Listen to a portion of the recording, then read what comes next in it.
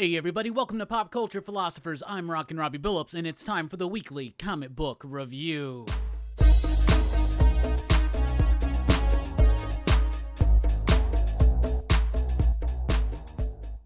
That's right, everybody. Welcome here to Pop Culture Philosophers. Welcome, in fact, to the weekly comic book review live, because this is the 6th anniversary edition. Now, last year, when we had hit the 5th anniversary of the weekly comic book review, I went live and I figured, let's do it again to celebrate 6 years. 6 years every single week.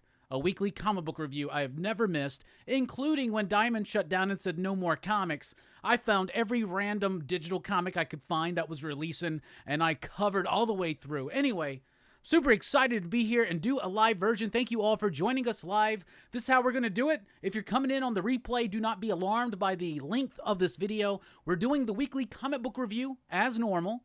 Then we're taking a quick break, and then we're going to do a quick Q&A afterwards. Okay, so that's how we're breaking it down, and we always start with the pick of the week. This week's pick of the week is Junkyard Joe, issue number 1 from Image Comics, written by Geoff Johns with artwork by Gary Frank, and I'm pretty sure it's Brad Anderson. Yep, on the coloring, Rob Lee on the lettering. I loved this book. Now, this is the next book in the world of Geiger, if you will, right? So we were introduced to this new character at the end of Geiger called Junkyard Joe, and this is the origin of Junkyard Joe. If you liked Geiger, you totally need to check this one out. Absolutely. You will love it. It will be fantastic, and you will not regret it 100%. I got to make sure I'm on screen here. But the artwork is amazing, just like we got in Geiger, but it does have a different type of feel. This one is a war comic. It's a war story, right? And some could say, okay, so it's a war story with a little bit of a sci-fi twist, because it's got the idea that Junkyard Joe is this robot soldier sent to protect these other soldiers or something like that, right?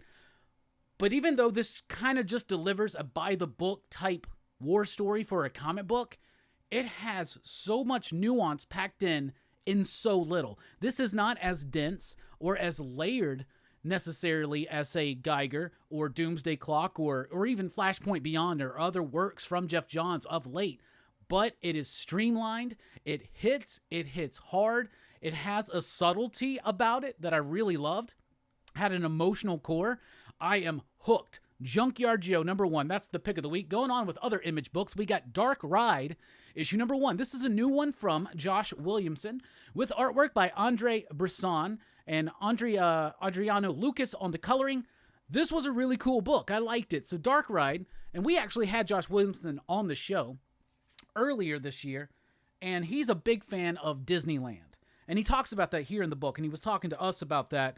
But this is about, what if Disneyland was completely horror-fueled? What if it was all like horror-themed and spooky, scary stuff, kind of, you know, that's what's going on, right? And so there's this dude who's trying to work at this park who is a giant fan. I loved it. I loved the concept. The basic premise is, what if Walt Disney sold his soul to make his empire? Therefore, he had to kind of dedicate his park to everything evil and satanic and monstrous, and there's all kinds of creepy cool stuff here. The artwork was great. I really liked this story. I thought it was super solid.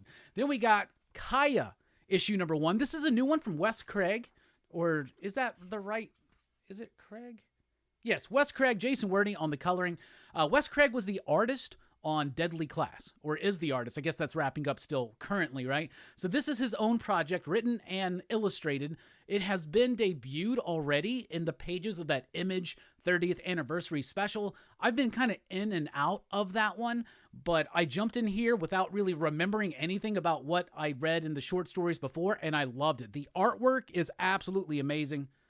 Jason Wording's coloring is freaking phenomenal. The basic premise is, there's been a fall of the world of men in some kind of like fantasy land, and this kid is like a prince, and this, I don't know if it's his sister or just his friend, but she's like trying to lead him to a place of safety, right? And they're out there in the desert, in the wastelands, and they're coming across all these gnarly like reptilian creatures and stuff like that. But I really liked it. It had a great visual hook. It was striking visually. Jason Wording's colors are amazing, and it's so cool to see Jason Wording really evolve as a colorist over these last few years.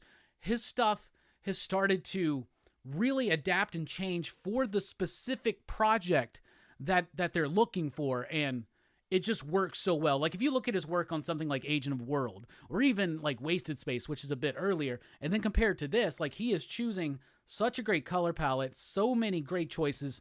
It's striking all the way through artistically. The story's pretty solid too.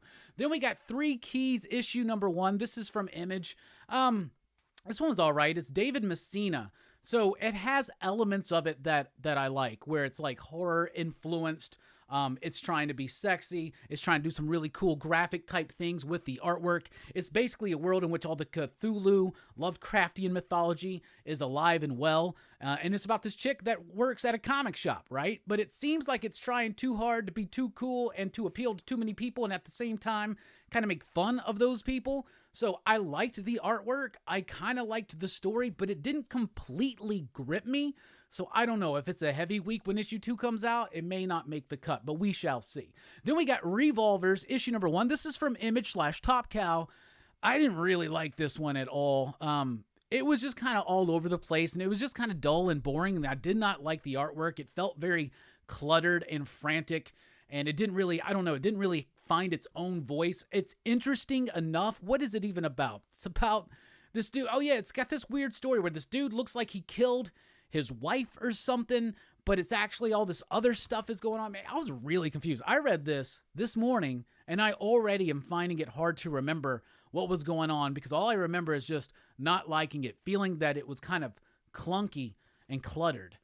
Then we got King Spawn. King Spawn issue number 15. 15 for King Spawn. Love that cover, by the way. King Spawn's been a good book, man. So first of all, we got Thomas Nichilik on the artwork, and I love this texture and this grit that we're getting. So we got Spawn in a standoff with some others, and Clown is like in the middle, and it's like he's talking to us, but he's also talking to the characters on the page, and that was a little weird at first, but then it just kind of erupts into this battle, and Clown's just like talking shit to Spawn the entire time, and that's classic Spawn. Clown talking shit to Spawn.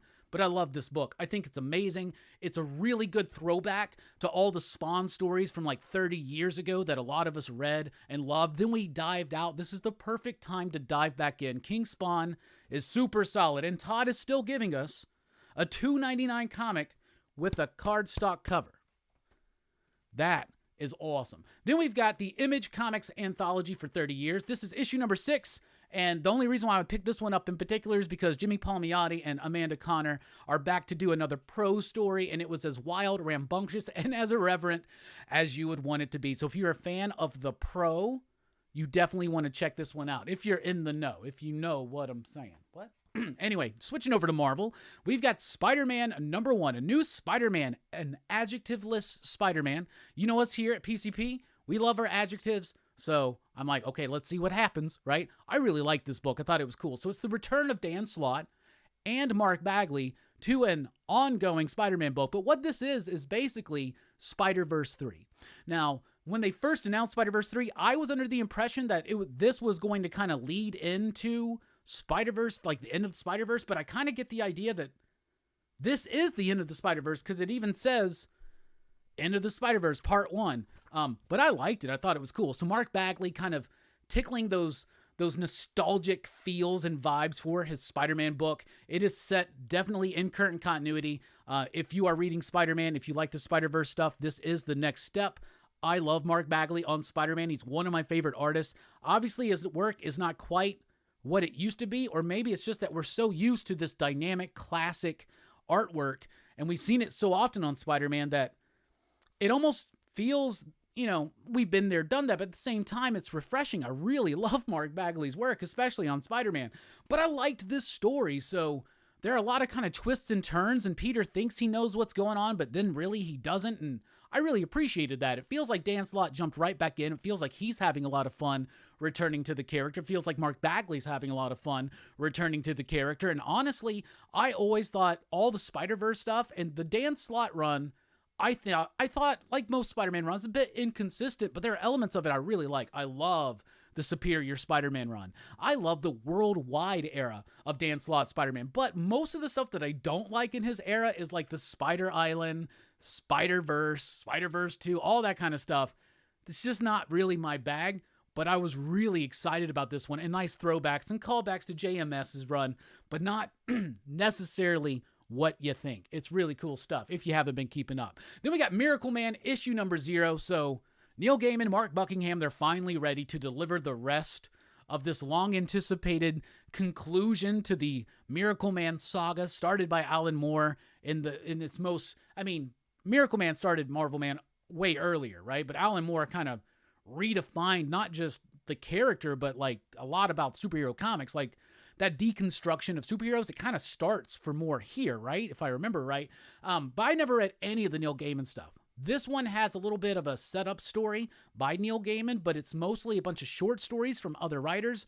They were pretty decent, but this isn't something I think that is going to turn somebody into a Miracleman fan.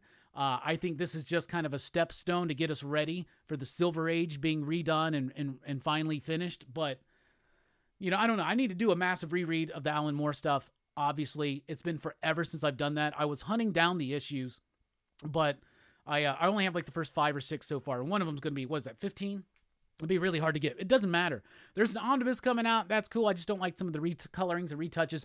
That being said, if you're a super hardcore Miracleman fan and you're just ready to spend $6 this week on Miracleman to show Marvel that you care, and show Neil Gaiman that you care, because he does have a few pages of script in here, check it out. Check it out. But this isn't going to turn any novice into a Miracleman fan. In fact, it might be rather confusing.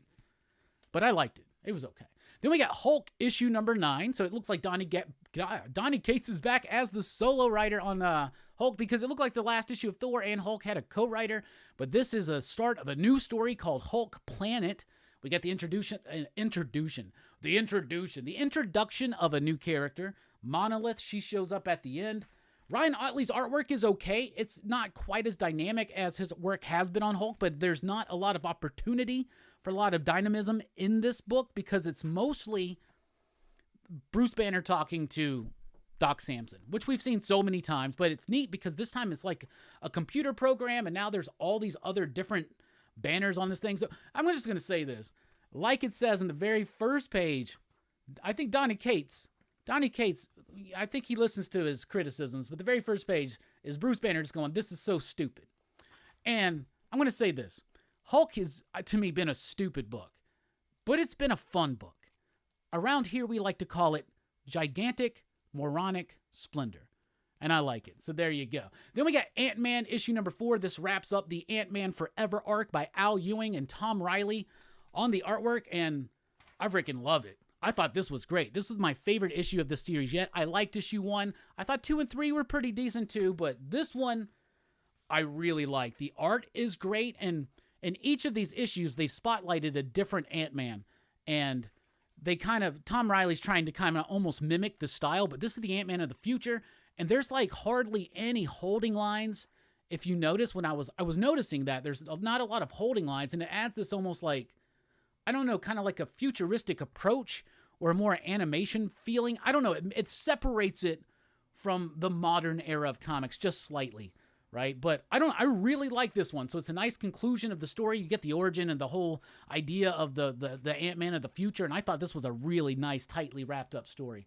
Then we got Savage Avengers issue number 6. This starts the Savage Avengers in 2099 story, Escape from Nueve, New York, or Nueve, New York, whatever that is. Anyway, so after the events of the whole Conan stuff that was going on, where this new team of Savage Avengers was stuck in the past with Conan, they have now tried to make it back to their own time, but in fact, they're in the future. They're in 2099, and they come up against Jack Gallows, the Punisher of 2099. So this is David Pepose scratching all of the nostalgia vibes inside of me, and I love it. I like the artwork. It's textured. It's got a lot of detail to it. It does kind of almost feel overwhelming at times, but I think that really helps the idea, sell the idea that these Savage Avengers are in a completely overwhelming situation, but I really, really like Savage Avengers. That's really cool stuff. Then we got New Fantastic Four, issue number 5. It's decent. It's fine. I'm glad it's over. I mean, it's a Fantastic Four book, throwing back to that Walt Simonson, Art Adams story where the Fantastic Four had to be temporarily replaced by Hulk and Wolverine and Ghost Rider and Spider-Man, and I love that story. In fact, a lot of people my age, that's one of the only Fantastic Four stories they ever read or bought. But so it's nice, and it makes sense to throw back to that, but the story was just kind of silly. It was just kind of dumb, and I don't know, it didn't really do that much for me. Like, maybe it's because I didn't really like the art that much, but it was decent enough. I'm just glad it's kind of glad it's over. Let's jump over to DC. So we got a new Joker book. It's The Joker, the Man Who Stopped Laughing. Now, a lot of us got suckered into buying The Joker at $5.99 an issue because Tynion had a really solid start to his run, and then ultimately I felt like it just kind of meandered around, got a little bit overinflated, a little bit overwrought, and then had a very just unsatisfying, quite honestly, pitiful ending.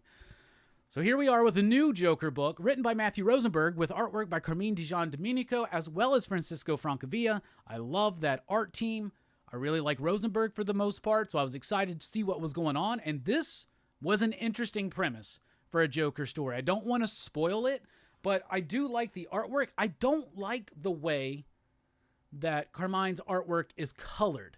There's something about the colors that just didn't quite work for me. They felt a bit too muted, but the backup story is done by Francisco Francavilla, and I really, really liked that story. So I liked the story. I liked the premise.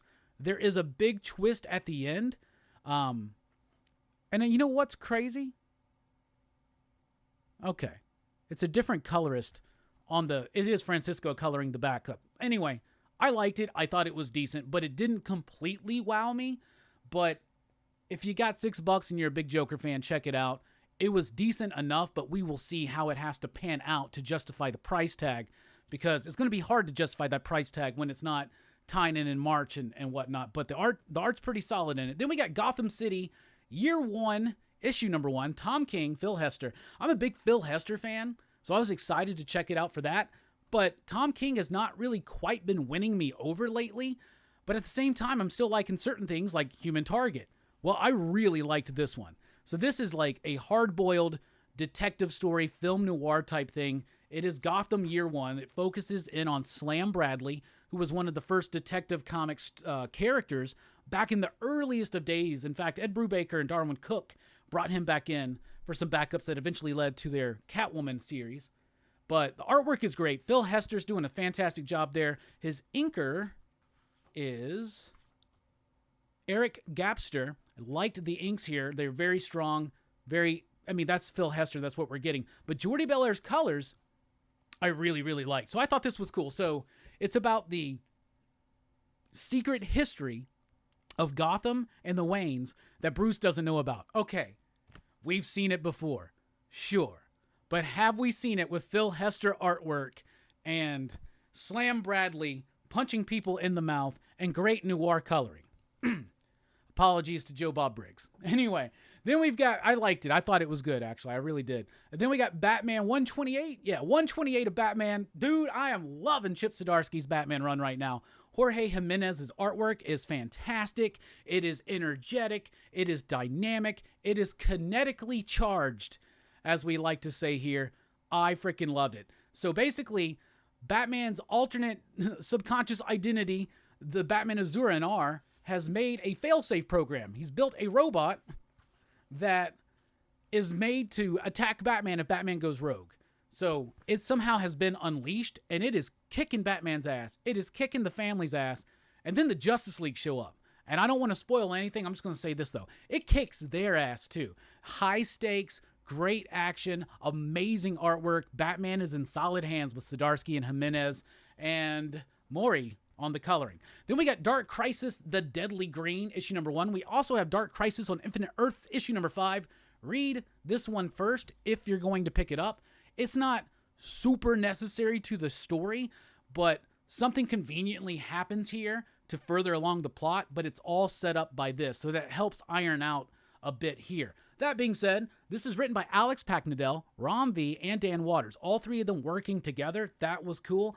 This is kind of a return, if you will, of Ram V to his Swamp Thing character, but it's not super focused in on that. It's mostly just trying to get a plot point from A to B for Dark Crisis and have a reveal happen in and of itself. But it's good. So this is kind of like for fans of Justice League Dark or for Swamp Thing. But my favorite thing about it was that it's Robbie, Alex Packendell, and Dan Waters working together. 3 of my favorite current writers in comics. It made me happy.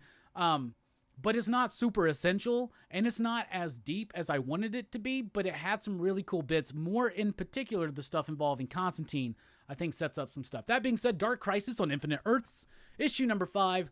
I'm liking this Crisis, but we got 2 issues of this Crisis left, and it doesn't feel like it's hit that level yet. Like, it keeps ramping up, but the reason why is because I think because Williamson is focusing on legacy as the theme of this Crisis, it's really grounding it. This is one of the most grounded Crisis events I have ever read. It is not indecipherable like Final Crisis, which I love. It is not complex and all over the place like Crisis on Infinite Earths, the original, which a masterpiece. It's not quite as connected and an exciting feeling as, say, Infinite Crisis, but it's better than all the other little Crisis events. It's way better than Convergence, and it's way better than Zero Hour, and I think it's better than Flashpoint, but I did like Flashpoint. That being said, I liked this issue a lot. I do like that smaller focus in on this. There is big deal stuff going on, but it is mostly character-driven. It's legacy-driven, and I don't mean just setting up the next wave of heroes to replace our beloved heroes, but showing the importance of the impact of those original 7 and why they are so important to not just the DCU, but to the DC OMHU. I don't know what we're calling it anymore, but the whole giant shebang. I'm really liking that book. Then we got Poison Ivy here. Issue number 5 of Poison Ivy. I thought after the first issue that I would have given this book up by now, but each issue's got stuff I don't like, and it's got stuff I really love. And as the issues progress, there is more and more stuff that I really love and less stuff that I really don't.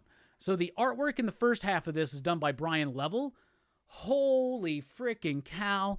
It is absolutely astonishing, the artwork. Poison Ivy's dying. She's out on this last tour, right? She's on her retirement tour. She's left Harley Quinn, and since she's dying, she's infected with this plant stuff from Woodrue or whatever.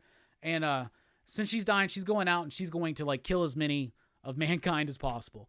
So it does kind of tread that line, like I've said before, where it's trying to make her a compassionate character, but at the same time an evil character, and it doesn't quite tread that line. But in this one, she's tripping shrooms and stuff and having all kinds of crazy visions, but she finally does confront the Floronic Man, and I'm this book is more than grown on me. No pun intended, but I like it. Then we got Sword of Azrael. Issue number 3. This is why I had to look in that Joker. The colorist on Joker on Carmine Gian Domenico's work, I didn't really like the coloring there. I love the coloring here. I think it's the same cat. No, it's not. This is Marissa Louise. There was another DC book colored by the same person. I thought the colors were better. Anyway, I really like this book. Dan Waters is taking this conflicted, tortured soul of Jean-Paul Valley, Azrael, and really amping it up and adding to the mythology, which I really, really like. There's more than just Azrael. What if other angels and demons were imprinted on other people? Jean-Paul's finding this stuff out. He's dealing with the conflict inside, this internal conflict, and now that's being shown outwardly as the conflict with all this other stuff going on. So great building around the world and mythology of Azrael and the Order of St. Dumas. The artwork, I was never sold on it at first, but it's just, there's something about it that works for me. It handles the emotional distraughtness of the character in these moments of low, and then in these really high energy moments, it pops. And sometimes the coloring really helps accentuate that. But I think Dan Waters is doing the best job with this character that anybody has done. And that's talking about Denny O'Neil and James Tynion, who have done great work with this character. Dan Waters, in so little, this Arkham City and the urban legend stuff they did, it's already the best interpretation of that character to me. Jumping over to IDW, we got Teenage Mutant Ninja Turtles Saturday Morning Adventures. So just like the G.I. Joe Saturday Morning Adventures, this is Eric Burnham coming in to just kind of revisit that fun flavor of the original cartoon from the 80s and early 90s. And the artwork does that. The story does it. The book excels at what it's trying to do, and I really applaud it for that. I had a lot of fun with this book. I got to see a lot of familiar faces, Toka and Razor. The dude that I always think is Hothead, but Hothead's the dragon, the bull dude, the mole guy. I can never remember their names. I hope we get to see some Muckman in an upcoming issue, but I really liked all the little cameos, all the fun bits. If you love the Ninja Turtles, and you in particular love that Ninja Turtles cartoon series from back in the day, pick up on that because it totally brings that flavor. And that Kevin Eastman artwork is so cool for me to see Kevin Eastman do like the animated Turtles, because it's like he's trying to be cartoony. I mean, his stuff is kind of cartoony, but like he can't take the grit away. He can't take the Eastman out of it. That's what I love. Then we got Earthdivers, Kill Columbus, issue number 1. First part of a 6-part series. I think it's another IDW original. All of them have been really solid so far. This one's probably the weakest out of all of them so far. We got Dead Spaces, Wildfire, we got True Cult, and we got Crashing, which a fantastic debut. Earthdivers is a really interesting concept. So it's in the future, like the 2400s or something. The world is gone to shit, right? Like global warming, climate change, it's all taken over. Overpopulation, it's all like we've destroyed the earth. Right? The rich have left. They're out in space doing whatever they're doing. And so what are left are just kind of like the impoverished people, or people like, for instance, like indigenous tribes and stuff like that. So they find this mystical cave that will take one person back into the past.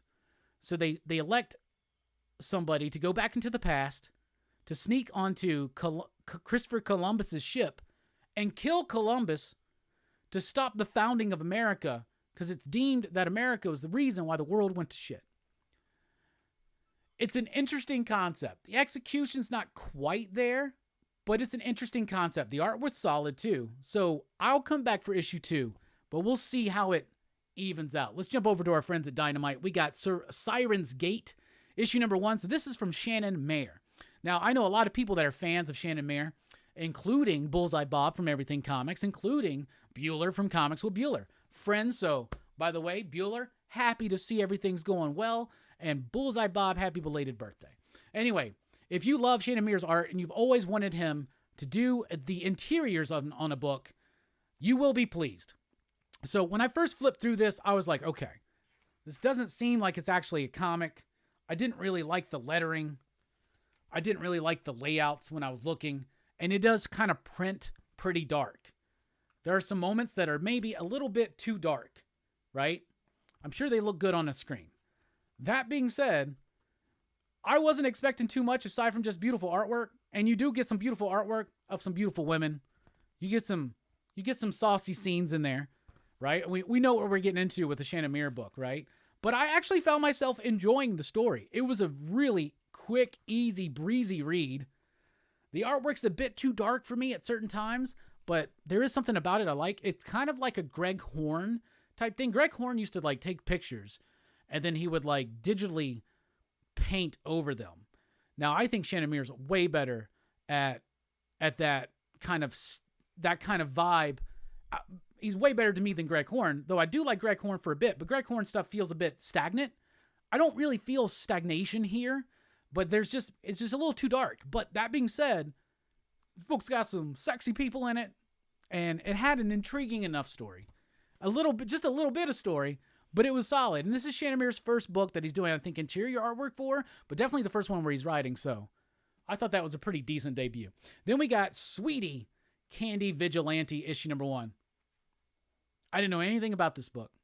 I had no idea what this is. I still don't really know. It's created by Suzanne Cafiero, and it seems like it's tied into like this MP3 of this band because it comes with a free MP3 inside, like a link to get some band covering Sugar Sugar by the Archies. But man, I really liked this book. I'm not going to lie to you. I was not expecting much out of this book, but I liked it. So the idea is that Sweetie, who is a candy vigilante, is a blood relative of the mythological Candyman, the guy that, takes the sunrise and sprinkles it with dew. Yeah.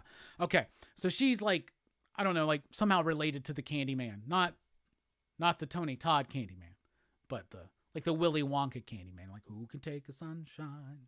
Anyway, I liked it, though. So she shows up at this bar because it's a strip club. It's 2 strip club books in a row from Dynamite. Interesting. I'm not going to show you that page. But she winds up going to this, it's a strip club called the Ice Cream Bunny, right? Or Gentleman's Club, whatever you want to call it. And she thinks she's going to get some ice cream in there, but she doesn't. She gets harassed by these dudes.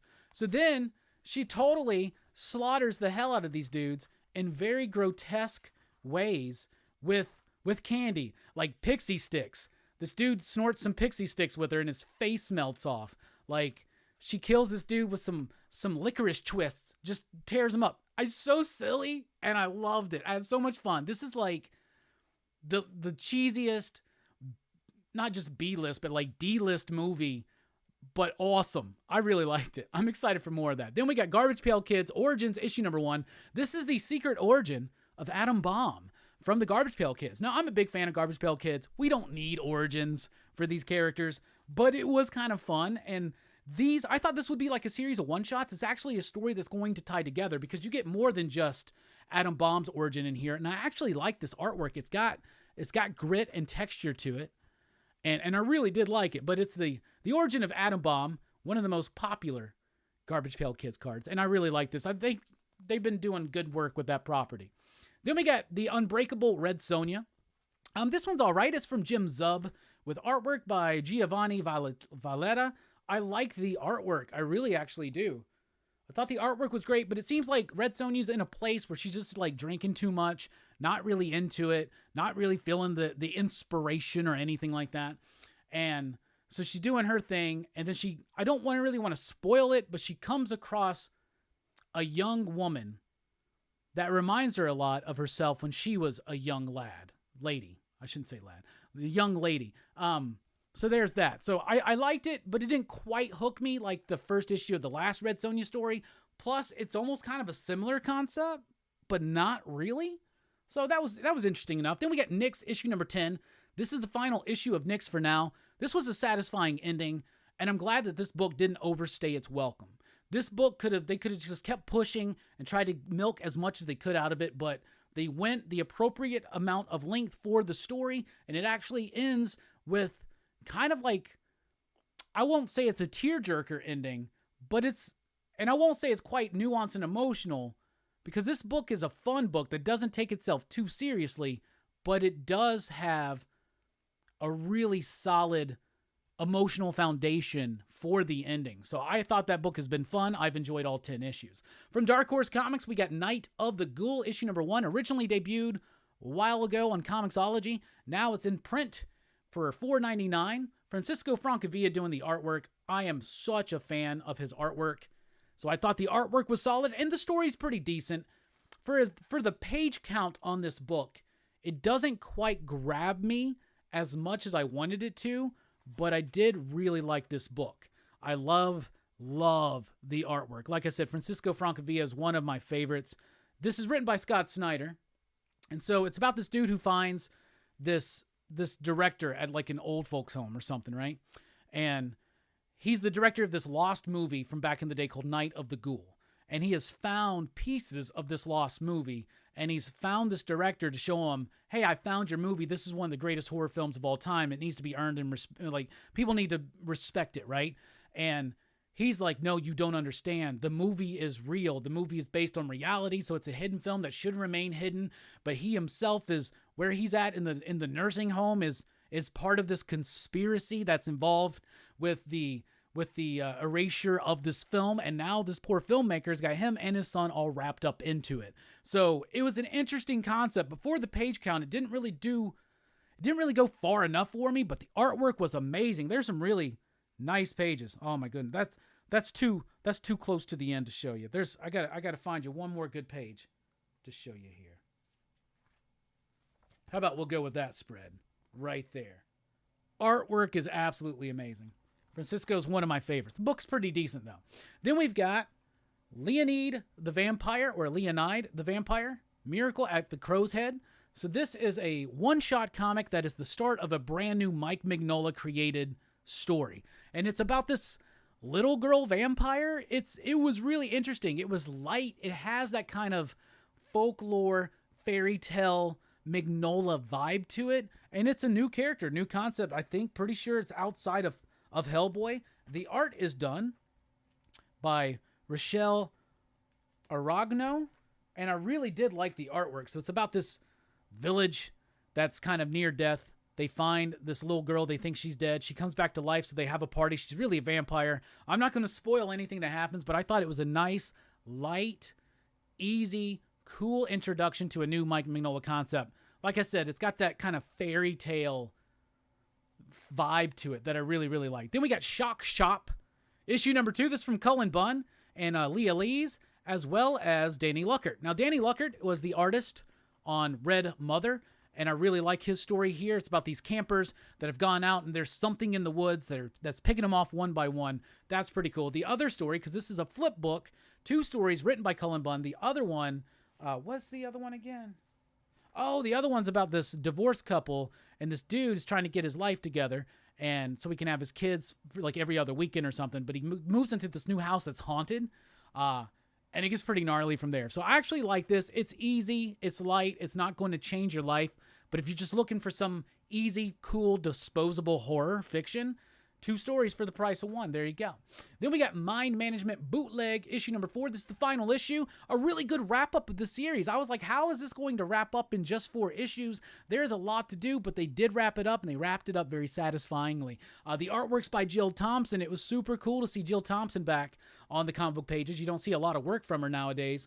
So I loved the artwork. I loved the finale. I loved the ideas. I do wish I had all the Mind Management hardcovers. I only got book 1. I need to get all 6 of them. And I just need to deep dive back into that book because Mind Management is cool, but I was a bit disconnected from it just because I was too worried that it was going to spoil things. But I did read it, obviously. Then we got from Scout Black Caravan, we got Something Juicy. This is a story that I didn't really necessarily like at first as it was developing, but then I really liked it at the end. The artwork is really good, actually. Oh, that's a spoilery page. But okay, so I like the artwork. It's kind of rough. It's really raw. It's got this like watercolor kind of vibe to it that I really, really like.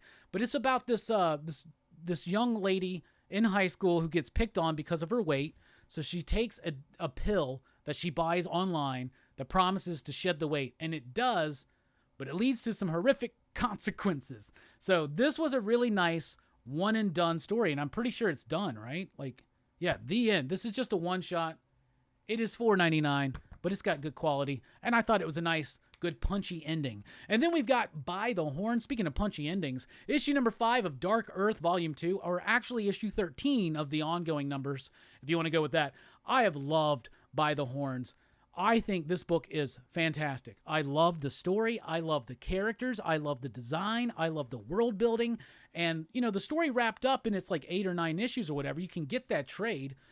But there are consequences to that story. And they start to unfold more and more as this series progresses. And I'm really into it. This is kind of a bit of a lull issue, but there's a lot of character work being done. A lot of team building, if you will. I love this book. I think the artwork is super solid. I think the writing and the characterizations and the dialogue is super solid. But here in particular, I want to highlight Steve Cannon on coloring and effects. The coloring in this book is top-notch. Now, I know I can get critical sometimes, especially of modern coloring in comics. This is how you do it. It prints on the page very well. It's vibrant. It's energetic. You get depth from the colors. You get nice shading from the colors, but it's not trying to the colors are not trying to outshine the line work. It's actually enhancing and complementing the line work, and that's what this story, that's what comic art is supposed to do.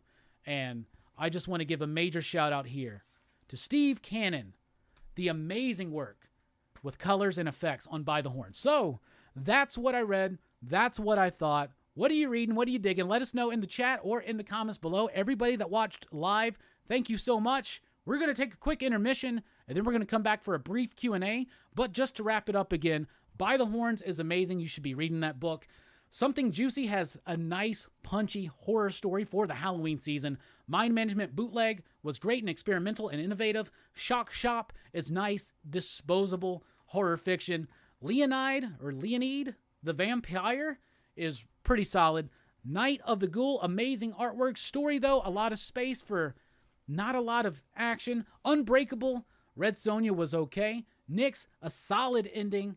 Garbage Pail Kids Origins, perfect for fans of Garbage Pail Kids. Sweetie, Candy Vigilante, really like that one. Sirens Gate was... I actually like Sirens Gate. The book, the book's good. Earthdivers, interesting concept. We'll see where they go.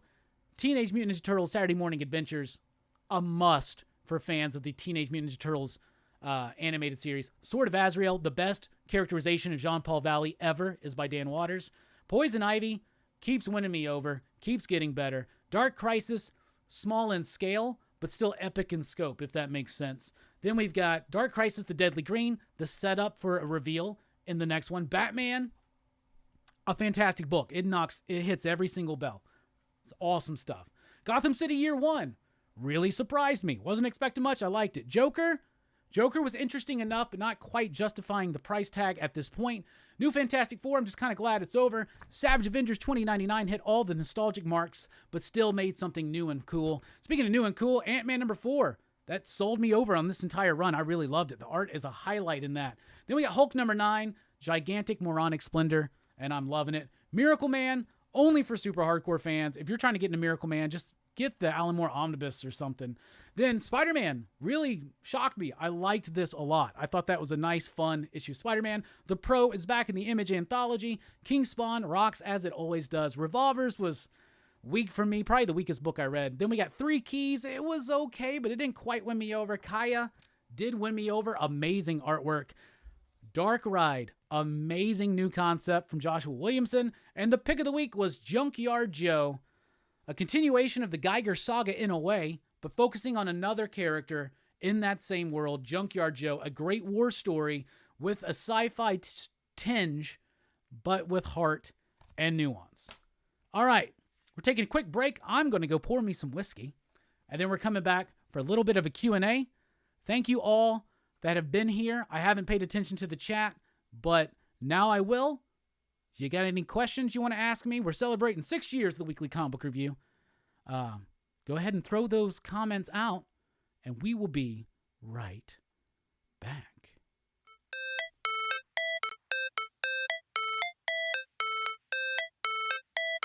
It's supposed to feel.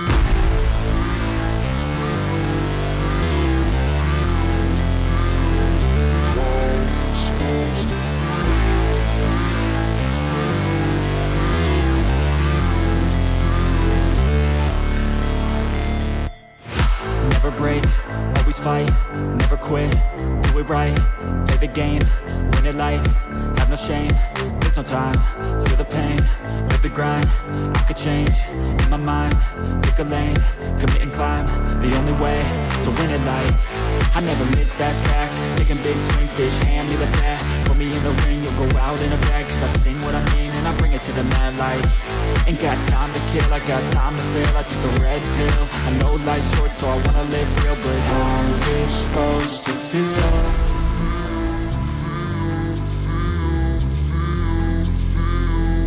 How's it supposed to feel?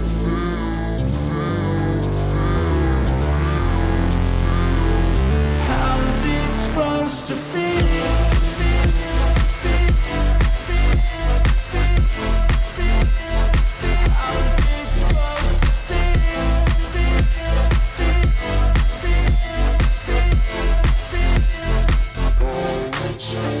They wanna say my name, but they holding back. They wanna say they hate, but they know it's cap. I ain't play no games, I just do that's fact. And I don't feel no shame, it's a mood you lack. I go crazy, nah bitch I ain't lazy. Track after track, I work on this shit daily. Pass me the jack, right as fuel, got me hazy. About to unpack all these things I've been chasing. I've got visions in my head, like memories after death. To be a legend instead of something you can forget. I'm living up every breath, I'd rather lead than be led. I'll fill the seats as I spread with every word that I've said.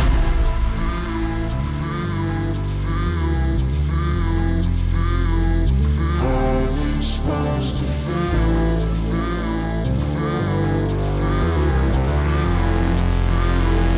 How's it supposed to feel?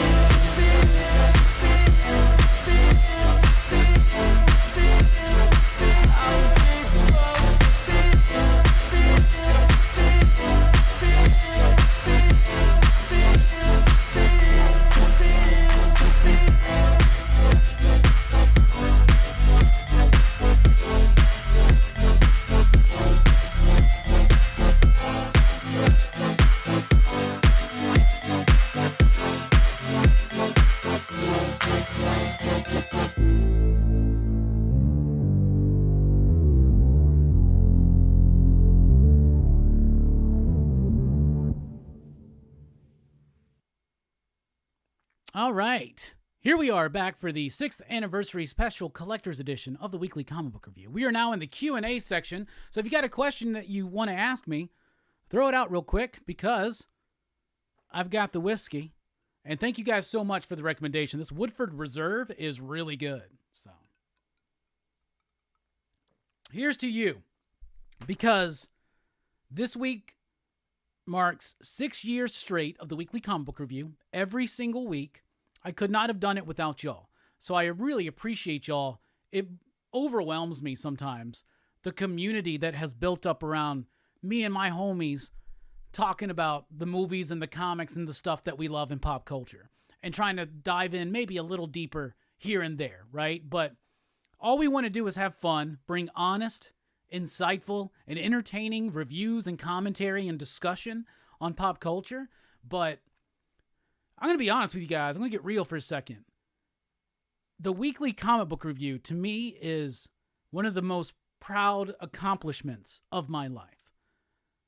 And I'm not trying to toot my own horn here because it's only possible because y'all, like, the audience, y'all are there. Like, and it blows me away. PCP's actually been in existence for 7+ years, okay?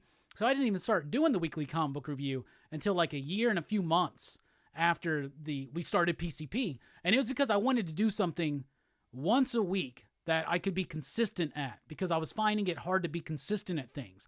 In fact, in my life, in my adult life, I have found it to be very difficult to be consistent in many things. So the fact that I've been able to do this with y'all's help, with y'all's support, it blows me away. Y'all, this community, it knocks me out. We did not anticipate y'all growing this shell of awesomeness, right, around us, the PCP Army, right, whatever you want to call it. And I've met so many super cool people that I consider homies and friends now. Bueller and Bob, Jim Mint from Jim Mint Collectibles. Oh my God, why did I even start naming people? I'm going to forget people. Joe Corallo. Of course, Manny, who I knew in the earliest days of PCP, and that leads me to Fable and Steph and Dylan and Verno and Nick and Brother Joe and Bobby De La Ghetto and all these people that I consider my friends, absolutely amazing people in this community, other channels that have invited me on their shows and vice versa that have come on my shows, like Jen from Comics Will Break Your Heart, Greg from Bearded Comic Bro, Chris and company over at Lost in Comics. I love it. Great relationships have been developed with creators and publishers and people in this community. I've had fun going to places like Heroes Con, which I've never been able to do anything like that before. So y'all's support means everything to me. And that's why I get fueled to keep coming here every single week to do the weekly comic book review. Because I just want to read a lot of comics and let you know what I thought about them. So let's take a look at the chat. I went all the way back to the beginning. Let's see what's going on here. Happy 6th anniversary. Thank you so much. Thank you for persisting. Well, thank you. What is love if not comics persisting? Yeah, the old theme. I did that for you guys. I've seen the comments. I know a lot of y'all want the old theme back. What's crazy is that when I put the new theme on there, I had a bunch of comments going, hell yeah, I love that new theme. I hated the old one. But now I get a lot of comments saying, hey, where's the old theme? You had it. There you go.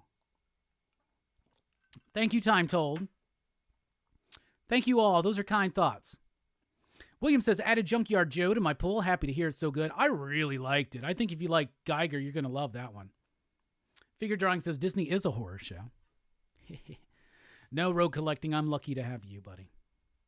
What's up, Nick? What's up, Kenneth? Circumstances. Ouroboros. Oh, don't tell me it's interesting. I was going to pass. I don't know which one you're talking about, but I'm sorry. Yes, the old early bird special, Brett, because I did it live. I didn't have to wait for anything. So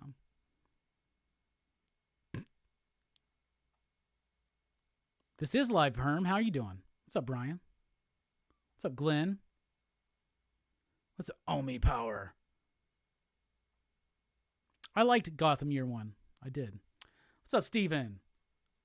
First saw you when you did the top 10 comics of the week with Jim Mint Collectibles. Since then, you're the only weekly comic book review I watch. Well, thank you for that. There's plenty of other people that do ones, like Jim Mint does a great one. Nick, Comic Culture, does a great one. Sleepy Reader 666 does a great comic book countdown weekly. Trade Paper Dad, what's up? What's up, Chocos 26? That one, Eric, Artistic Flavors. How is everybody doing? Didn't Joker finish? Yes, it did. This is a new Joker series. Hey, wow, biggest shill there is, no joke. If I'm a shill, somebody needs to fucking pay me. I'm just going to say that. Somebody. My question is, why are you so awesome, Robbie? I'm not that awesome, Big Herm. You're awesome. I know you're waiting on something from me. It's coming this week. I promise you, brother. Sorry, but you're not going to be disappointed. Mark says, that's 2 events Josh Williamson has been in charge of now. Whiffed on both. Fair enough, you know. Not every comic is for everybody, but comics are for everybody. So many things happen in Dark Crisis because the plot needs them to. No explanation otherwise. Okay. What's the other event you're talking about? Shadow War? I liked Shadow War. It was all right.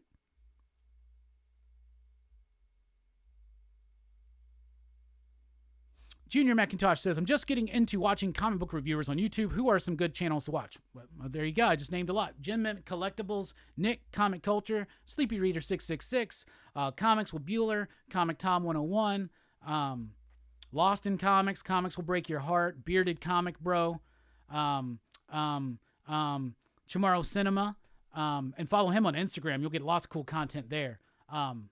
Yeah. I'm sure there's more I'm forgetting, y'all. Help me out. Matthew, what's up? I just wanted to say that I enjoy your weekly reviews. I can truly see the passion you have for the hobby. You give honest reviews without sounding overly negative about the books you don't enjoy. Well, thank you for that. There's a certain level of whiskey that's attained until I get that negative, I guess. I love you too, buddy. Jordan, I'm drinking Woodford Reserve, which was recommended to me by everybody in the PCP Army, the official Facebook group for pop culture philosophers.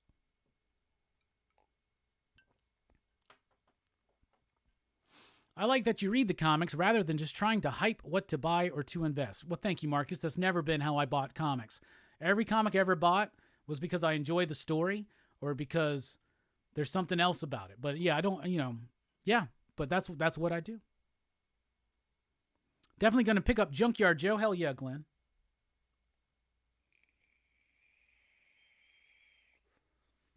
Glenn says, Batman was awesome. Chip is killing it.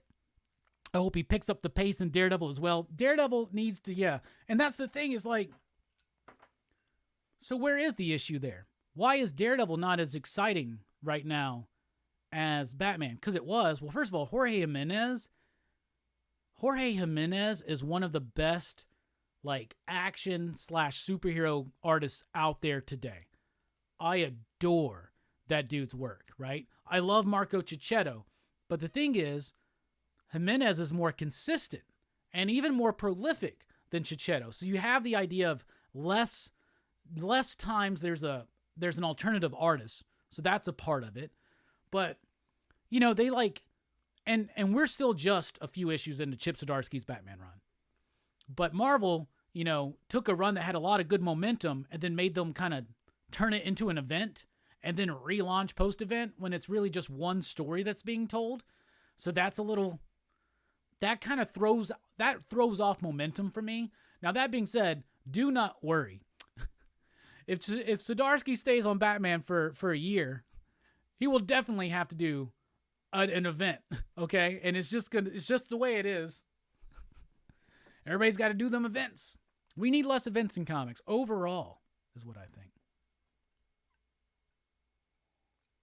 Hell yeah, Jay.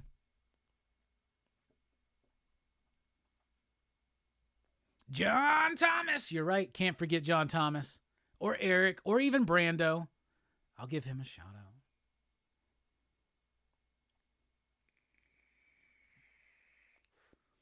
Thank you all. Thank you. Dan Mora or Jorge Jimenez? Right now, honestly, I'm going Jorge Jimenez.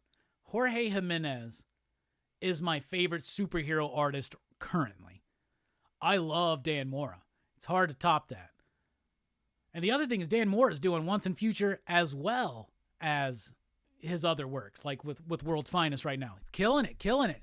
And he works with Tamer Bonvillain, a fantastic colorist. But Jorge Jimenez, holy cow. And I remember Super Sons and being like, man, this cat's artwork's really good. You can even go back, 6 years of weekly comic book reviews. You can see me be like, man, this Jorge Jimenez cat's pretty good. I think he's going to go somewhere. And then the Justice League run, which with Scott Snyder, I am so enamored with that run. Like, I love Snyder and Jimenez's and company. Tynan's a big part of that too. Their Justice League run that was in between metal and led to death metal. I love that run. But his art just keeps getting better. I love it. I love his artwork.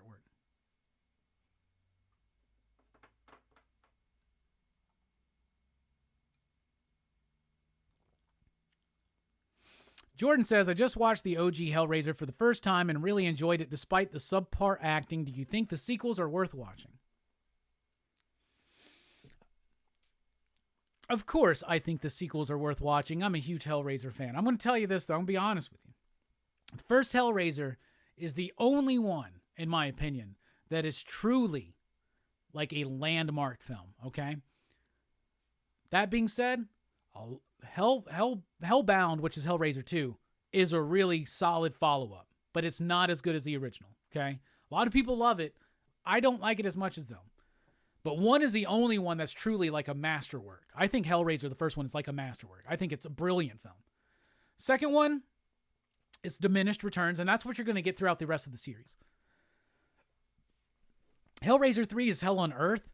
It is so dumb, but I love that movie. It's stupid, though. 4 is an anthology where part of the story's in the past, some of the story's in the present, some of the story's in the future, and it's dumb, but it's kind of interesting. It's got some interesting concepts. And the future stuff's in space. You always got to do a in space part of the franchise. Part 5 is Inferno. Most people do not like it. And from this point forward, Miramax, Dimension Films, they're just having to make Hellraiser films to keep the license alive. So they're finding other scripts that are not Hellraiser scripts and then having someone come in and rewrite the movie to add in like the Hellraiser stuff at the third act, basically. That being said, Hellraiser 5 Inferno is probably my second favorite Hellraiser movie outside of it's my favorite one outside of the original trilogy, I'll tell you that. I love Inferno. The next one's called Hellseeker. That's a very divisive one. Most people don't like it. I like it, but I understand why people don't. The next one is Deader. It is a terrible movie that I love because I kind of have a crush on Carrie Warrior. Is that her name? So there's that.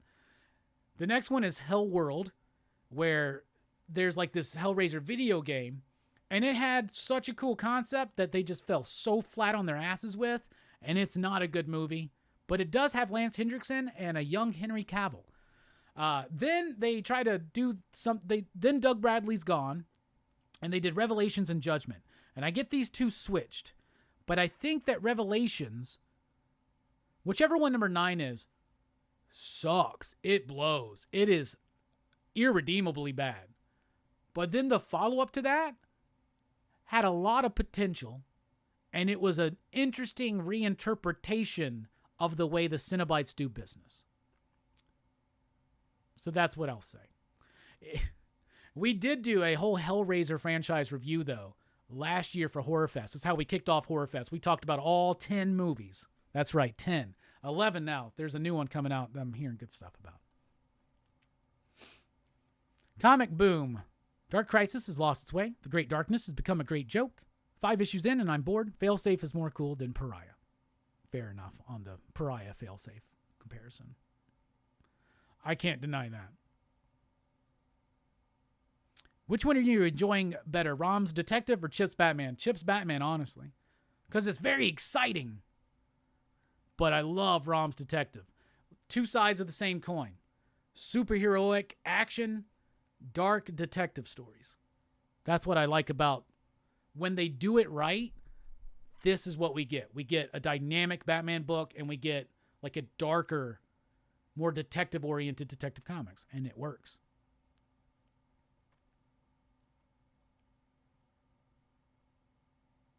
Justly 1 through 39. Hell yeah, that was such a great run. I love that. Oh yeah, I can't forget to mention Geeks Unleashed. Mark and Jasmine from Geeks Unleashed. Hell yeah. Mark says, I'm enjoying Azrael too. Hopefully the character can get some traction. Hell yeah. Jesus wept. Frank still scares the heck out of me more than the Cenobites, and he's supposed to.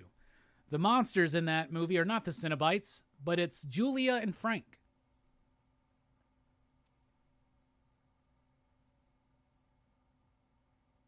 The true big event for DC is Batman Failsafe Story. It feels more epic. And I love the dives into the Grant Morrison stuff. When we get in a Phantasm movie, I would love to get a Phantasm 6. I would love to have Coscarelli come back. For the longest time, we're like, who could replace Angus Scrimm? I figured it out. It is Clancy Brown, I think, could replace him as the Tall Man. On Dylan's Horror Show, we did the Mortuary Collection, and he's in it as like this old Undertaker. And I was getting some Tall Man vibes from him, and I was like, he could do it. He could keep that Tall Man spirit alive. I really think he could. And let's do a sequel, not a reboot, okay? Come on.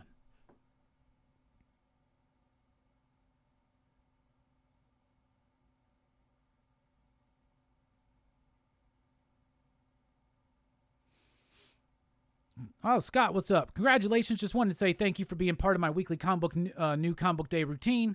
Station, big fan of the By the Horn since issue 1. Thanks to you. Station, that's awesome. When are we getting a Phantasm comic? I don't know. That'd be pretty dope, though, wouldn't it?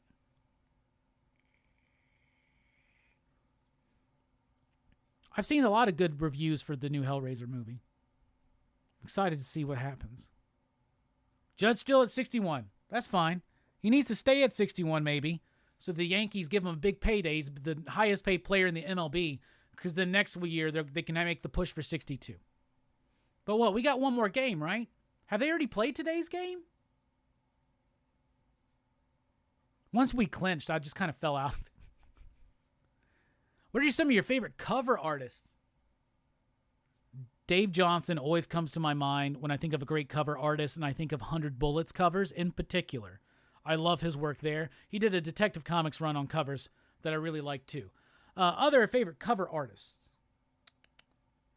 See, I don't usually separate out who I like more on a cover, because I love the art of like cartooning and telling the story. I gotta think about this. Dave Johnson immediately stands up in my mind. Best cover artist. I mean, Alex Ross is always a good cover artist. That's an easy one to throw out there.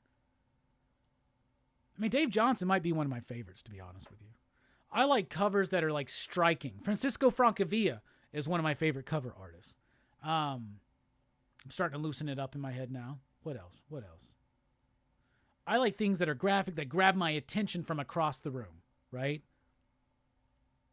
Who else is a great... I know there's some good ones I'm missing. Mike Mignola. Fantastic cover artist. Who else?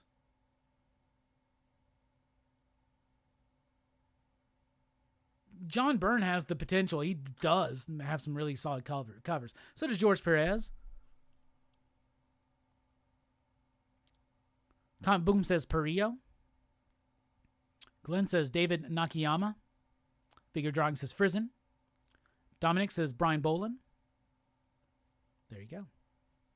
Art Adams is a good cover artist, but you know, those to me, like a lot of those works, they just seem like pinups, right? So like when I think of a cover, I think good composition, striking, grabs my attention from across a room before I can even make out the image.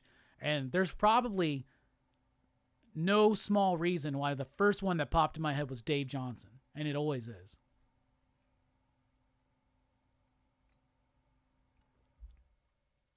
Okay, doubleheader today. Thank you, Herm.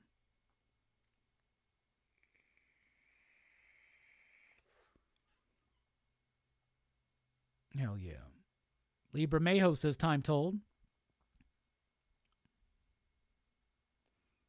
Hey, Robbie, what is your favorite era for Marvel and DC? Favorite era for Marvel and for DC. For DC, it's honestly going to be the 90s. Because in the 90s, we had the rise of Vertigo. So DC in the 90s had good superhero work with stuff like Starman. I actually like a lot of the Superman books from the 90s. I like some of those Batman books from the 90s. But outside of that, they were really diversifying what they were offering. And Vertigo in the 90s is probably some of my favorite comics still to date. Invisibles, Preacher, the continuation of Sandman throughout the 90s. I love those books. 100 Bullets started, maybe that was like 2000s. But like those books in the 90s, those Vertigo books are so strong. I think they're absolutely amazing. So I would say for DC, it's the 90s. For Marvel, it's either the 60s or the 80s. Now, obviously, I grew up reading comics in the 80s and the 90s. I first started reading comics in 86. But for Marvel, for me, in hindsight, it's the 80s because the 80s has got the Claremont Byrne stuff. It's got the Frank Miller, Daredevil stuff. I really think that's some of the strongest stuff Marvel has, right? And then they also allowed people like Rick Veitch to come in and do the One. They had Clive Barker come in with some people to do Hellraiser comics. They had a whole giant run on G.I. Joe and Transformers and other licensed properties that they did good works with, including Silverhawks. That comic's actually pretty good. I think Jim Shooter just had a really good idea about how to direct the company. He kind of held back some of the artistic expression that blew up in the late 80s when we got the Rob Liefelds and we got the Jim Lees and the Mark Silvestris and the Todd McFarlanes. And that led to the early 90s obviously is one of my favorite eras for Marvel too, because I have so much nostalgia for that. In 1990, I'm 9 years old. In 91, I'm 10. In 92, I'm 11. In 93, I'm 12. I was prime era for that hype big boom. You know what I'm saying? Like I ate all that shit up. I loved it. So 80s, early 90s for Marvel and 90s for DC for sure. Actually, you could easily say 80. Okay, I just revealed something to myself. You could easily say late 80s, early 90s for all of them because I also really love all the post-crisis Superman Superman stuff by John Byrne.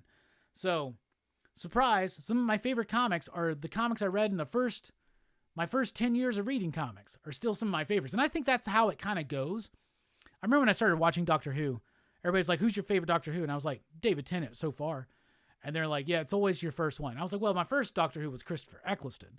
But that idea of your first is always your favorite, that kind of ties into that. So that's why I do bits like Marvel in the 90s, Image in the 90s, DC in the 80s, stuff like that. So I love the 80s and 90s, but Marvel in the 60s is some of the best comics out there, and DC has some solid stuff in the 70s. So, but I'll say my favorite era in comics, I'll just go ahead and say this, 1985 to 1995. How about that? That 10-year period.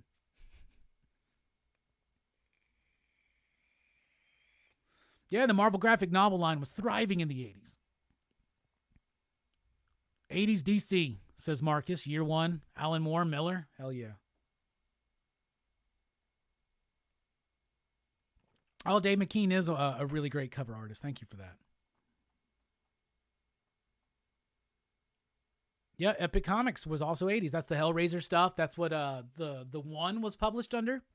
They let Bill Sienkiewicz do Electra Assassin with Frank Miller. I mean, come on, man. It's good times. Grell's Longbow Hunters reignited my love of comics when I was in college, says Scott. That makes a lot of sense. That's a fantastic run, too. That really, really is. That was a good question. That got me reminiscing.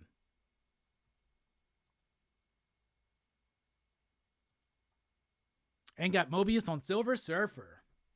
Mark says that's a solid choice. 85 to 95. Yeah, I'm cool with that, man. I'm cool with that. I think that's a good run. Oh, you're welcome, Steven. Oh, yeah, Mark, the question. I just got to meet Dennis Cowan. Got him to sign my question number 1 and my question omnibus, which is a beautiful omnibus. And he did an amazing remark in it for me. It was so cool. If you want to see it, check out the Memphis Comic Expo haul and report that I did on Sunday night. The ASM from the late 80s and early 90s will never be topped for me. Hell yeah, Big Herm. You're right about that, man. I can't tell you how much I love shit like Gang War from the late 80s, that whole stuff, Round Robin, the Mark Waid stuff with, not Mark Waid, Mark Bagley, with, like Punisher and Nova and Night Thrasher, one of my favorite Marvel characters, Night Thrasher. Come on.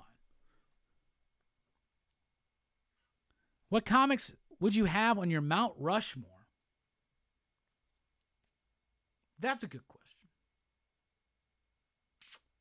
This is my personal Mount Rushmore, meaning to me, I guess, my favorite 4. Let me think about this. First up, Fantastic Four number 5.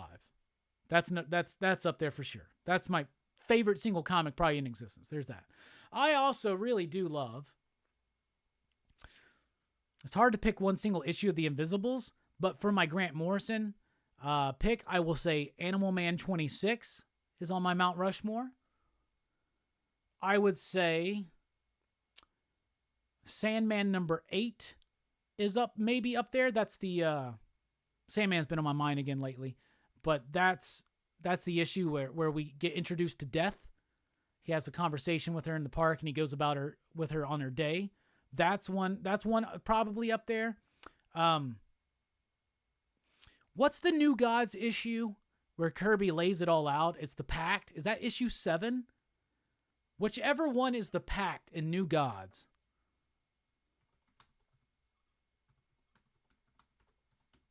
Gotta have 2 Kirbys on there.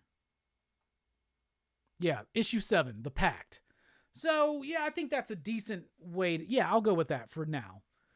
That's probably not really my Mount Rushmore. If I thought about it more, if I wasn't on the spot, I'd probably, like, bump some things out. But, like, Animal Man 26 is a big deal. Actually, I don't know. 26 is such a good issue, but issue 6, I think, is the Coyote Gospel. That one really gets... But I think issue 26 is the one. That's the one where Animal Man meets Grant Morrison. I love that book so much. I love all of The Invisibles.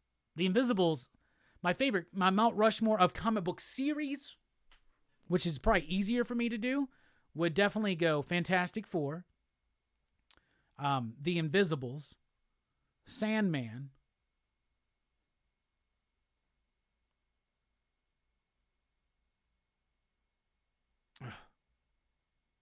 that 4th spot is hard. I'm like, Daredevil by Miller? Oh, no.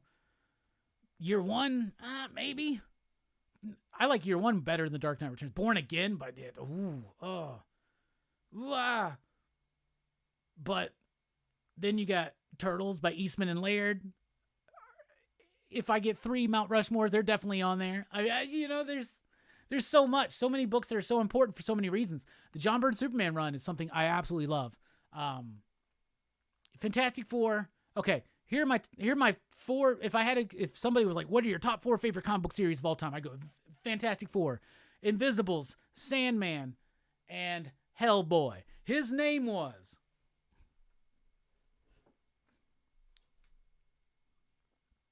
Rick says Animal Man 5 is the Coyote Gospel. Thank you. That is a fantastic one.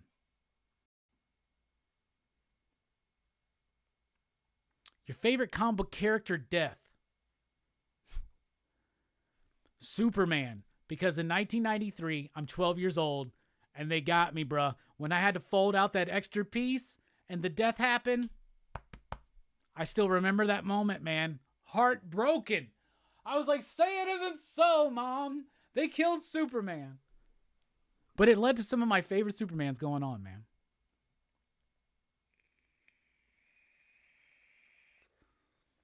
Flattery will get you everywhere, or at least an awesome remark in your question omnibus. That is right. These are good questions. Keep them coming, and we'll stay live until I finish this whiskey. Oh, Usagi's a good one. TMNT though, man, it's so good. I love Hellboy though. Savage Dragon's a good pick. I just started getting into Savage Dragon. I've only read that first 3 issue miniseries. We covered Image in the 90s.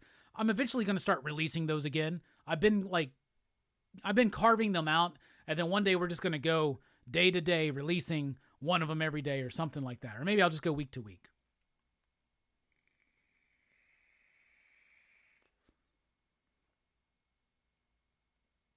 Have you heard of Batman the Legacy Cowl comic? It was made completely using fan voting on character, story, art, etc. Comes out in a few weeks. They will announce it in the NYC.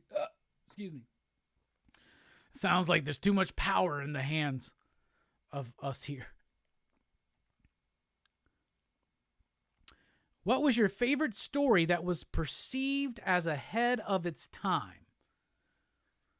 So, like, when something comes out and everybody's like, this is ahead of its time. Sandman's been on my mind a lot lately because I'm rereading Season of Mist right now. So, like, that's in my head. So, Sandman, perceived at its time as ahead of its time. Sandman, I mean, Watchmen is, I mean, it's hard to argue that, but so many people talk about Watchmen, but it is that fucking good. Like, Watchmen is that good. It's Watchmen, Sandman. Those things, probably.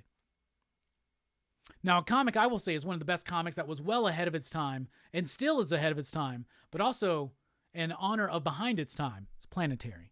Planetary is one of the greatest comic book series of all times. Planetary deserves a spot as an honorable mention on Mount Rushmore for me. Hey, D-Mets with the super chat. Thank you so much. Late to the party. Haven't been to a live in a minute. Have to watch the rewind. Thanks for all the reviews. Yeah, we're celebrating 6 years. So thank you so much for that celebration. We get to do something real fun. Speaking of Hellboy. And there are some of you here that may have never been on a Rockin' Robbie Live. And if so, apologies.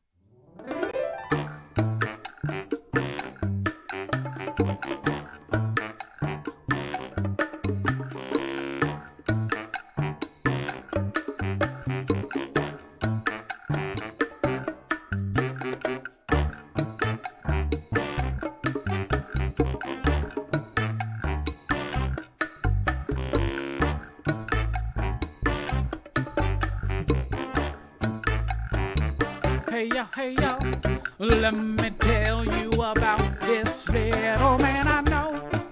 His name is Hellboy. He was sent to the earth some long time ago to save it or destroy. Brought to this earth by Rasputin, son of a demon and a nun who had a sex with the demon, but was raised by Professor Broom. Now he fights evil and monsters. Yeah. Now he fights with the man who's a fish named Penny. Now he fights with a fire starter named Liz and an exoplasmic mess named Johann. PPRG.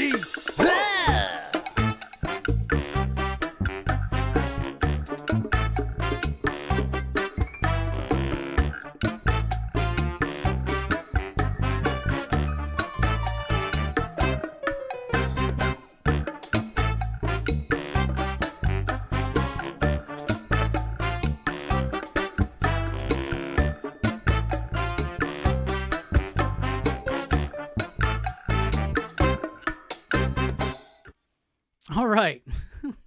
What is up, everybody? Let's wrap this up. We're nearing the end of the glass of whiskey.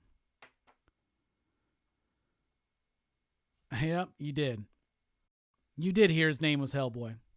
Madman's another great, one of my favorite series of all time. If you could write your own comic series, what would it be about, and who would you get to do the artwork inside? Well, vampires, angels and demons, and mythology, and science fiction. I have plenty of ideas. Who would I get to do the artwork? There are many people I would love to work with. I will say this, though. I've got a pitch for a 5-year Blade Run that Juan Ferreira would be fantastic on. Let's say that again. Best sci-fi comic. Fantastic Four, but I get that. That's more superhero, but it's still sci-fi. Outside of just straight science fiction comics.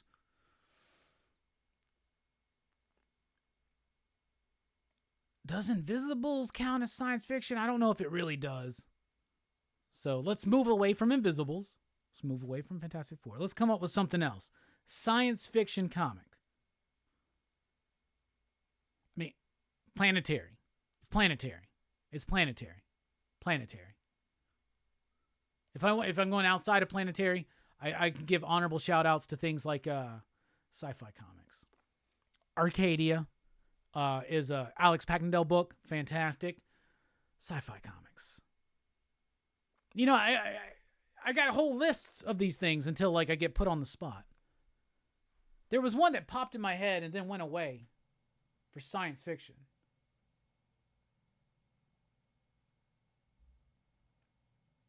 Definitely planetary. I'll say that. Transmetropolitan. That's a really good one too. Yeah, I'll go with planetary and transmetropolitan as my favorite sci-fi comic. I'll say that for now.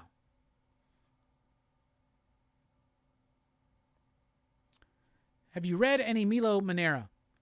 I wouldn't say I've read any, but I am a fan of his work. Glad y'all like the Hellboy song. Hey, Perry's in the house? Hell yeah, Perry. What's up? Perry, you're still on board for next week. Audition, right? Let me know.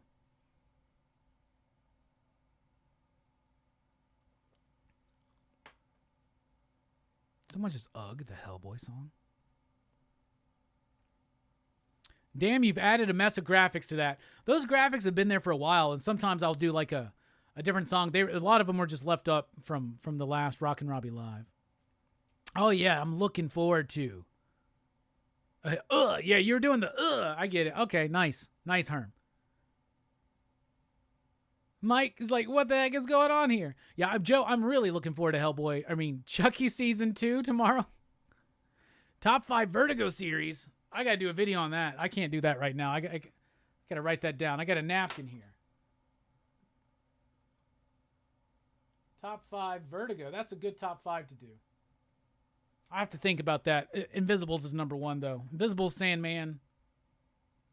And I assume that we're counting anything that would be branded as Vertigo even after the fact, like, say, Animal Man, Doom Patrol, Swamp Thing. Those weren't branded Vertigo at first, right? But they are now, right? So that's a good question.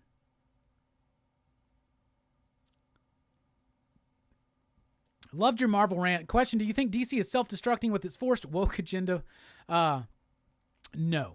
I don't think any political agenda is hurting any comic book company overall. I think the stuff that's hurting them the most is not making exciting, high-quality comics.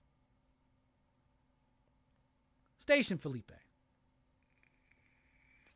I do like Black Hammer. I get a lot of flack from people sometimes saying that I don't cover Black Hammer, but I did. I just fell out of it for a while because Diamond shorted us like 3 months in a row on Black Hammer stuff, so I just never got caught back up. But I read all that stuff up to that last series. Like Black Hammer Reborn. Up until like Black Hammer Reborn issue 3 or 4, I've read all the Black Hammer stuff. I love it. I think Jeff Lemire's great. Sci-fi Nazi vampires from outer space. I'd buy that for $1. Oh, Invisibles is sci-fi. Just tell that to the Matrix. Hell yeah, Felipe. This guy gets it. This guy gets it. Hell yeah.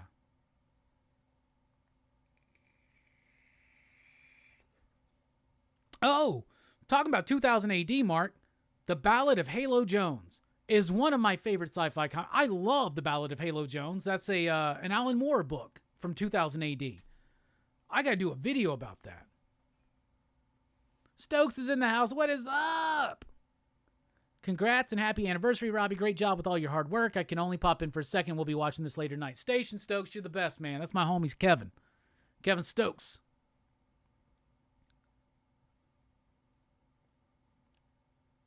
All right. What is your favorite 80s Stephen King movie? Creep Show. Christine's really good, too. But I'll go Creep Show.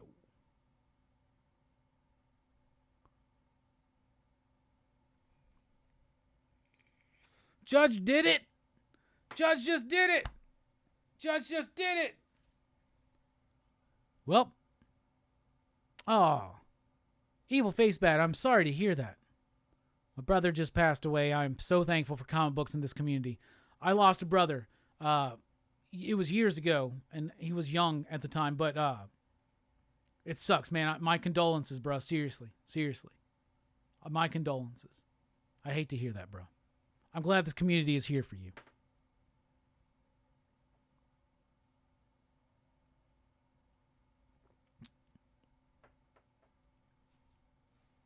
I actually took away the station bit for a moment. Otherwise, I'd have a moment of silence there.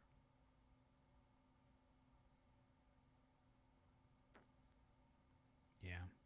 I don't have anything appropriate. I'm sorry to hear that, bro. Everybody keep Evil Face Bad in your thoughts.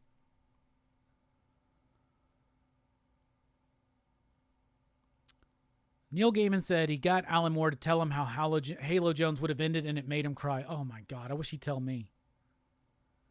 Top 5 creators to be stranded on a desert island with? Living or dead, Ronald?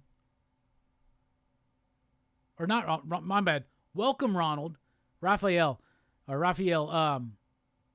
Living, do they have to be living? Can they be? I'm just going to assume it can be anybody. Grant Morrison, Jack Kirby. It's 2. Grant Morrison, Jack Kirby. I'm not going to bring Alan Moore because I don't think him and Grant would have a good time. So Grant Morrison and Jack Kirby, for sure.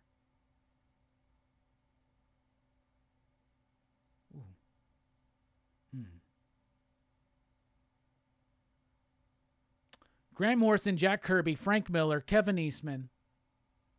Got one more.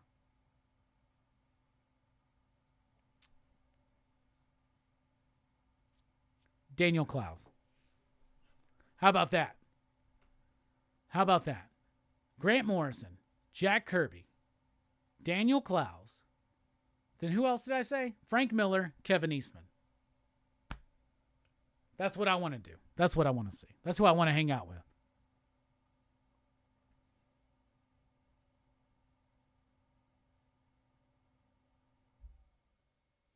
Fable, what's up? Congrats, big bro. I knew you'd blow up just like Nitro. Best damn reviews in the game. Well, thank you for that. I really appreciate that. Oh, living? Well, if it's living, then we got to take Jack Kirby out of there. That sucks. So it'd be Grant Morrison, Kevin Eastman, Frank Miller, Daniel Clowes. Who would replace Jack Kirby? Mike Mignola. If it has to be living, Mike can join us.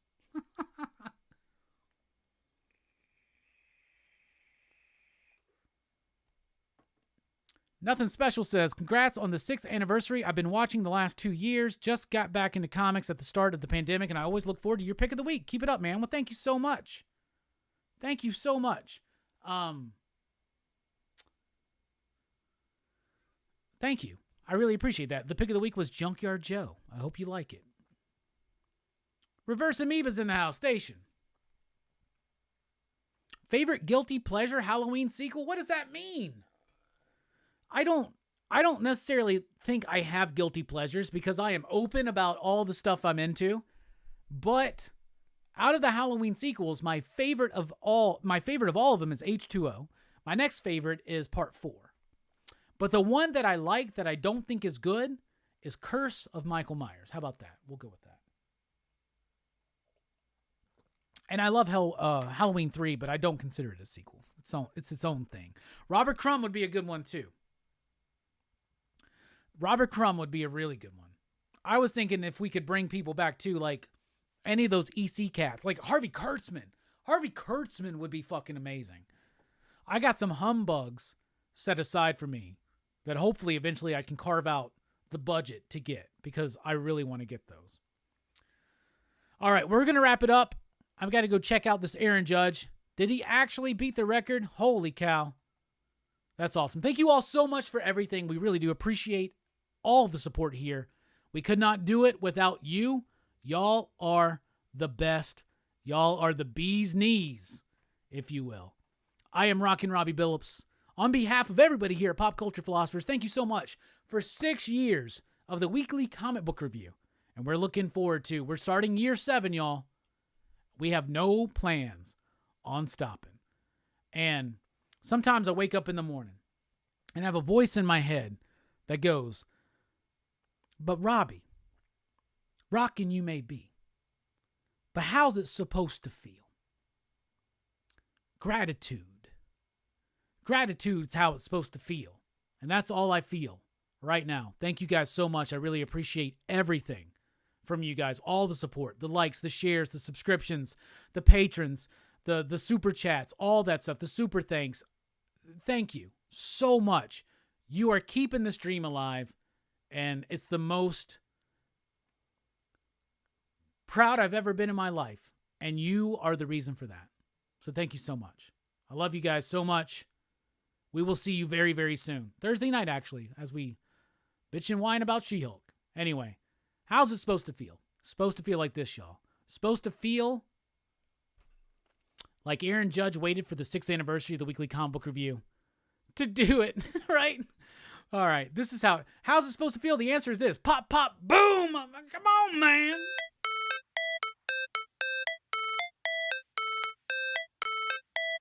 It's supposed to feel.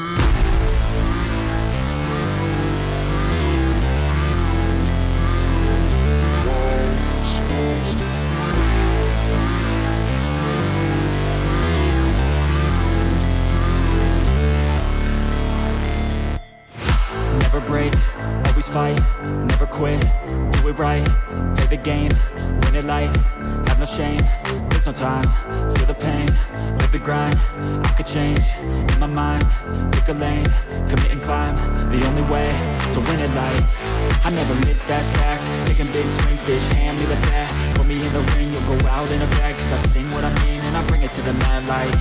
Ain't got time to kill, I got time to feel, I took the red pill, I know life's short so I wanna live real, but how's it supposed to feel?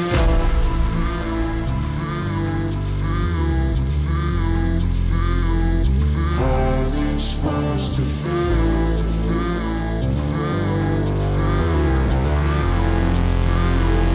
How's it supposed to feel?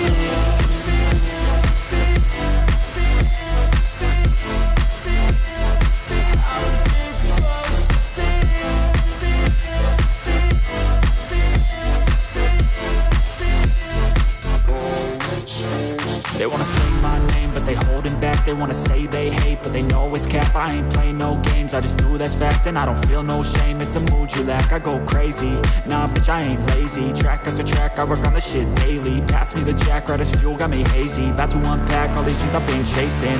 I've got visions in my head, like memories after death.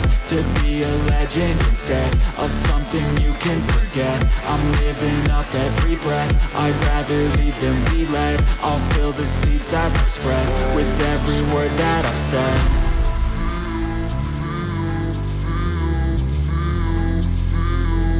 How's it supposed to feel?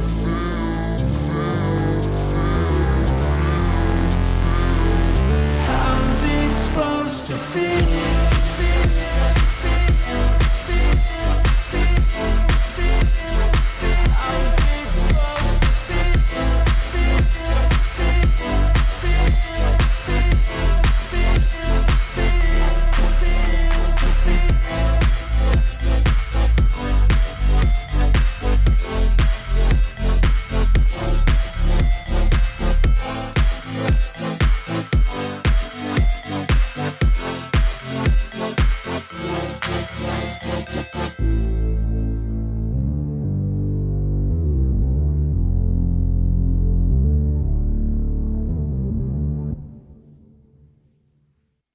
I mean, that's a hell of a lot of comics.